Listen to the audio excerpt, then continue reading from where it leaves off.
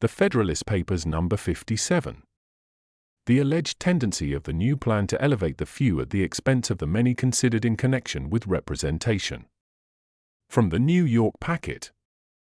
Tuesday, February 19, 1788. Hamilton or Madison. To the people of the state of New York.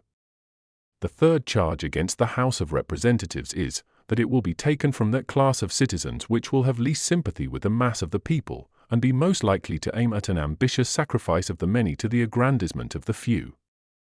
Of all the objections which have been framed against the federal constitution, this is perhaps the most extraordinary. Whilst the objection itself is leveled against a pretended oligarchy, the principle of it strikes at the very root of republican government. The aim of every political constitution is, or ought to be, first to obtain for rulers men who possess most wisdom to discern, and most virtue to pursue, the common good of the society, and in the next place, to take the most effectual precautions for keeping them virtuous whilst they continue to hold their public trust. The elective mode of obtaining rulers is the characteristic policy of republican government. The means relied on in this form of government for preventing their degeneracy are numerous and various. The most effectual one is such a limitation of the term of appointments as will maintain a proper responsibility to the people. Let me now ask what circumstance there is in the Constitution of the House of Representatives that violates the principles of republican government, or favors the elevation of the few on the ruins of the many. Let me ask whether every circumstance is not, on the contrary, strictly conformable to these principles, and scrupulously impartial to the rights and pretensions of every class and description of citizens. Who are to be the electors of the federal representatives? Not the rich, more than the poor, not the learned, more than the ignorant, not the haughty heirs of distinguished names, more than the humble sons of obscurity and unpropitious fortune. The electors are to be the great body of the people of the United States. They are to be the same who exercise the right in every state of electing the corresponding branch of the legislature of the state. Who are to be the objects of popular choice? Every citizen whose merit may recommend him to the esteem and confidence of his country. No qualification of wealth, of birth, of religious faith, or of civil profession is permitted to fetter the judgment or disappoint the inclination of the people. If we consider the situation of the men on whom the free suffrages of their fellow citizens may confer the representative trust, we shall find it involving every security which can be devised or desired for their fidelity to their constituents. In the first place, as they will have been distinguished by the preference of their fellow citizens, we are to presume that in general they will be somewhat distinguished also by those qualities which entitle them to it, and which promise a sincere and scrupulous regard to the nature of their engagements. In the second place, they will enter into the public service under circumstances which cannot fail to produce a temporary affection at least to their constituents. There is in every breast a sensibility to marks of honor, of favor, of esteem, and of confidence, which, apart from all considerations of interest, is some pledge for grateful and benevolent returns. Ingratitude is a common topic of declamation against human nature, and it must be confessed that instances of it are but too frequent and flagrant, both in public and in private life. But the universal and extreme indignation which it inspires is itself a proof of the energy and prevalence of the contrary sentiment. In the third place, those ties which bind the representative to his constituents are strengthened by motives of a more selfish nature. His pride and vanity attach him to a form of government which favors his pretensions and gives him a share in its honors and distinctions. Whatever hopes or projects might be entertained by a few aspiring characters, it must generally happen that a great proportion of the men deriving their advancement from their influence with the people would have more to hope from a preservation of the favor than from innovations in the government subversive of the authority of the people. All these securities, however, would be found very insufficient without the restraint of frequent elections.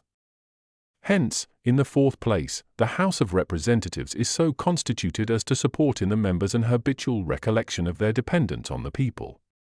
Before the sentiments impressed on their minds by the mode of their elevation can be effaced by the exercise of power, they will be compelled to anticipate the moment when their power is to cease, when their exercise of it is to be reviewed, and when they must descend to the level from which they were raised, there forever to remain unless a faithful discharge of their trust shall have established their title to a renewal of it. I will add, as a fifth circumstance in the situation of the House of Representatives, restraining them from oppressive measures, that they can make no law which will not have its full operation on themselves and their friends, as well as on the great mass of the society. This has always been deemed one of the strongest bonds by which human policy can connect the rulers and the people together. It creates between them that communion of interests and sympathy of sentiments of which few governments have furnished examples, but without which every government degenerates into tyranny. If it be asked, what is to restrain the House of Representatives from making legal discriminations in favor of themselves and a particular class of the society? I answer, the genius of the whole system, the nature of just and constitutional laws, and above all, the vigilant and manly spirit which actuates the people of America, a spirit which nourishes freedom, and in return is nourished by it. If this spirit shall ever be so far debased as to tolerate a law not obligatory on the legislature, as well as on the people will be prepared to tolerate anything but liberty. Such will be the relation between the House of Representatives and their constituents. Duty, gratitude, interest, ambition itself, are the cords by which they will be bound to fidelity and sympathy with the great mass of the people. It is possible that these may all be insufficient to control the caprice and wickedness of man. But are they not all that government will admit, and that human prudence can devise? Are they not the genuine and the characteristic means by which republican government provides for the liberty and happiness of the people? Are they not the identical means on which every state government in the Union relies for the attainment of these important ends? What then are we to understand by the objection which this paper has combated? What are we to say to the men who profess the most flaming zeal for republican government, yet boldly impeach the fundamental principle of it, who pretend to be champions for the right and the capacity of the people to choose their own rulers, yet maintain that they will prefer those only who will immediately and infallibly betray the trust committed to them? Were the objection to be read by one who had not seen the mode prescribed by the Constitution for the choice of representatives, he could suppose nothing less than that some unreasonable qualification of property was annexed to the right of suffrage, or that the right of eligibility was limited to persons of particular families or fortunes, or at least that the mode prescribed by the state constitutions was in some respect or other very grossly departed from. We have seen how far such a supposition would err as to the two first points. Nor would it, in fact, be less erroneous as to the last. The only difference discoverable between the two cases is that each representative of the United States will be elected by 5,000 or 6,000 citizens, whilst in the individual states, the election of a representative is left to about as many hundreds. Will it be pretended that this difference is sufficient to justify an attachment to the state governments and an abhorrence to the federal government? If this be the point on which the objection turns, it deserves to be examined. Is it supported by reason? This cannot be said without maintaining that 5,000 or 6,000 citizens are less capable of choosing a fit representative, or more liable to be corrupted by an unfit one, than 500 or 600. Reason, on the contrary, assures us that as in so great a number a fit representative would be most likely to be found, so the choice would be less likely to be diverted from him by the intrigues of the ambitious or the bribes of the rich. Is the consequence from this doctrine admissible? If we say that 500 or 600 citizens are as many as can jointly exercise their right of suffrage, must we not deprive the people of the immediate choice of their public servants in every instance where the administration of the government does not require as many of them as will amount to one for that number of citizens? Is the doctrine warranted by facts? It was shown in the last paper that the real representation in the British House of Commons very little exceeds the proportion of 1 for every 30,000 inhabitants. Besides a variety of powerful causes not existing here, and which favour in that country the pretensions of rank and wealth, no person is eligible as a representative of a county unless he possess real estate of the clear value of £600 per year, nor of a city or borough unless he possess a like estate of half that annual value. To this qualification on the part of the county representatives is added another on the part of the county electors, which restrains the right of suffrage to persons having a freehold estate of the annual value of more than £20, according to the present rate of money. Notwithstanding these unfavourable circumstances, and notwithstanding some very unequal laws in the British Code, it cannot be said that the representatives of the nation have elevated the few on the ruins of the many. But we need not resort to foreign experience on this subject. Our own is explicit and decisive. The districts in New Hampshire in which the senators are chosen immediately by the people are nearly as large as will be necessary for her representatives in the Congress.